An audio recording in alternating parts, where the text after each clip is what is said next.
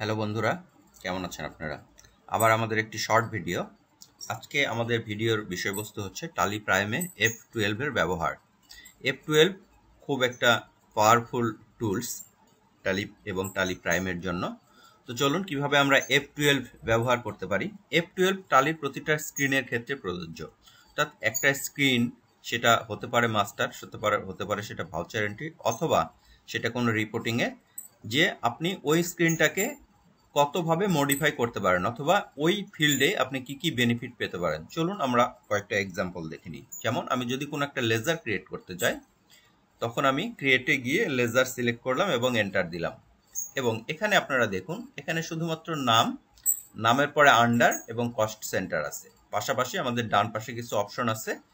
এই অপশনগুলোকে আমরা যদি চেঞ্জ করতে চাই, অর্থাৎ আমরা কোনো অ্যাড অথবা রিমুভ করতে চাই, তাহলে আমাদেরকে যেতে হবে F12 এ। একদম ডান পাশে নিচের দিকে কর্নারে আমরা দেখতে পাচ্ছি। আমরা যদি চাই যে স্ক্রিনটাকে আমরা মডিফাই করব, তাহলে আমরা কনফিগারে ক্লিক করব।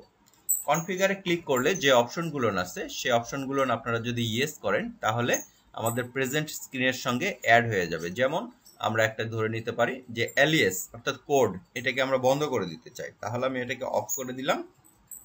এবং আরেকটা অপশন আমরা দেখব, এখানে যে অপশনটা আমরা দেখতে পাচ্ছি কস্ট সেন্টার, এটাকে আমরা নো করে দিব।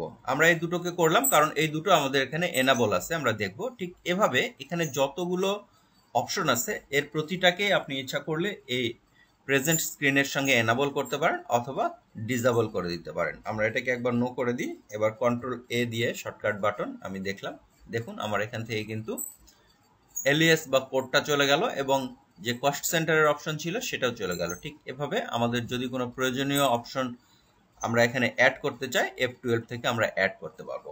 তো আমরা এখান থেকে বের হচ্ছি, আরেকটা অপশনে আমরা যাব।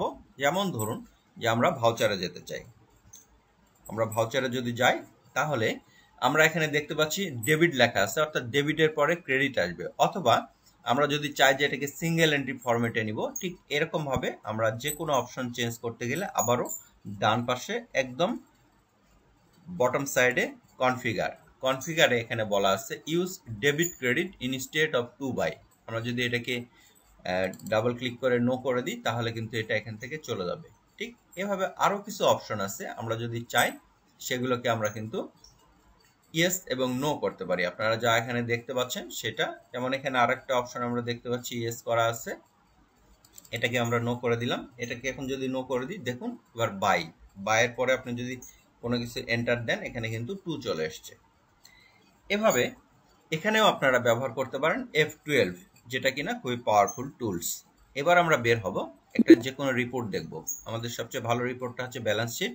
আমরা যদি ব্যালেন্স শিটে যাই, ব্যালেন্স শিটে গেলে কিন্তু আমরা এই রিপোর্টটাকে আমরা দেখতে পাচ্ছি যে আমাদের টি ফরম্যাটে বা ব্রিটিশ মেথডে আছে। আমরা যদি চাই কনফিগারে গিয়ে এটাকে আমরা বলবো যে আমরা এটাকে আই ফরম্যাট বা আমেরিকান মেথডে দেখতে চাই, তাহলে আমি এটাকে ইয়েস করে দিলে সঙ্গে সঙ্গে কিন্তু এটা আমাদের ভার্টিক্যাল হয়ে গেল।